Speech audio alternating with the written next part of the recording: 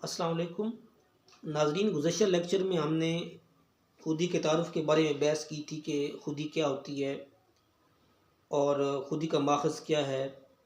آج ہم تھوڑا سا آگے چلتے ہیں اور اس بات پہ بحث کرتے ہیں کہ اثبات خودی کیا ہے۔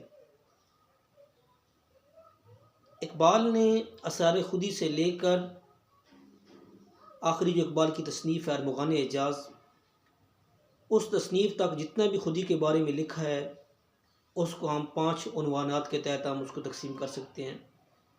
پہلا عنوان یہ ہے کہ اثبات خودی، دوسرا ٹاپک بنے گا احساس خودی، تیسرا بنے گا تربیت خودی، چوتھا ہے تکمیل خودی اور پانچواں ہے ثمرات تکمیل خودی۔ آج ہم جو پہلا ٹاپک ہے، پہلا جو عنوان ہے جو کہ اثبات خودی ہے، اس پہ ہم بات کرتے ہیں کہ اثبات خودی کیا ہے۔ اقبال کہتے ہیں کہ اثبات خودی سے مراد یہ ہے کہ اپنے آپ کو ماننا یا تسلیم کرنا، اپنے وجود کا اعتراف کرنا کہ میں واقعی موجود ہوں۔ اگر اقبال فرماتے ہیں کہ اگر ایک شخص یہ کہتا ہے کہ مجھے اپنے وجود پہ شک ہے تو وہ یہ اس بات کا خیال کرے کہ شک کرنے والا کون ہے۔ اگر شک ہو رہا ہے، اس کا مطلب شک کرنے والا کوئی موجود ہے، تو اس سے تو بات ثابت ہو جاتی ہے کہ وہ شخص موجود ہے۔ جس طرح ایک فرانسیسی فلسفی ڈیکارٹ کہتا ہے کہ I think therefore I am, میں سوچتا ہوں اس لیے کہ موجود ہوں، یعنی میرا سوچنا اس بات کی دلالت کرتا ہے کہ میں موجود ہوں۔ اگر میں موجود نہ ہوتا میں کیسے سوچ سکتا؟ تو اقبال بھی کہتے ہیں کہ اگر کوئی شخص شک کرتا ہے یا شک کر رہا ہے اس لیے کہ وہ موجود ہے۔ اقبال نے اثبات خودی کی بہت تلقین کی ہے، یہاں تک کہ اقبال کہتے ہیں کہ منکر حق نزد ملا کافر است، کہ جو کہ حق کا انکار کرتا ہے وہ ملا کے نزدیک کافر ہے۔ منکر خود نزد من کافر تر است، لیکن جو کہ خودی کا انکار کرتا ہے وہ میرے نزدیک کافر سے بھی بڑا کافر ہے۔ پھر اس اقبال نے اثبات خودی کے بارے میں جو کچھ لکھا ہے اس کو ہم 3 پوائنٹس اس کے ہم بنا سکتے ہیں۔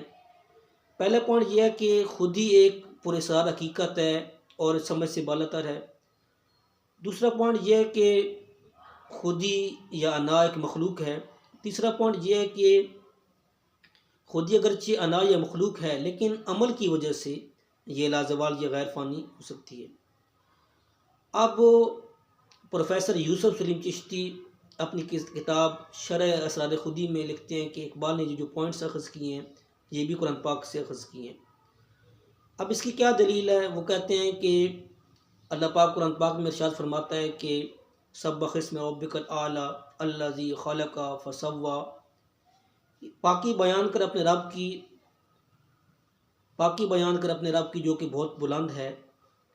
الذی خلق فسوی، جس نے پیدا کیا اور ٹھیک کر کے بنایا۔ اس سے یہ پتہ چلتا ہے کہ خودی ایک مخلوق ہے، خودی کو پیدا کیا گیا ہے۔ ایک اور مقام پہ اللہ پاک فرماتا ہے قل الروح من امر ربی وما اوتیتم من العلم الا قلیلا، جس کا یہ مفہوم ہے کہ یہ لوگ آقا صلی اللہ علیہ وسلم سے روح کے بارے میں پوچھتے ہیں، آپ علیہ الصلوۃ والسلام فرما دیجئے کہ یہ میرے اللہ کے حکم میں سے ہے اور تم لوگوں کو اس چیز کا بہت کام علم دیا گیا ہے۔ اس سے یہ پتہ چلتا ہے کہ خودی عقل کی سمجھ سے بالاتر ہے۔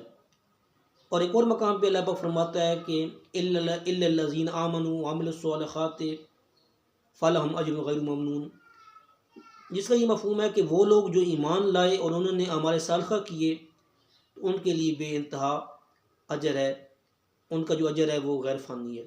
اس سے یہ پتہ چلتا ہے کہ خودی عمل کی وجہ سے لازوال ہو سکتی ہے۔ آج کے لیے اتنا کافی ہے، جزاک اللہ۔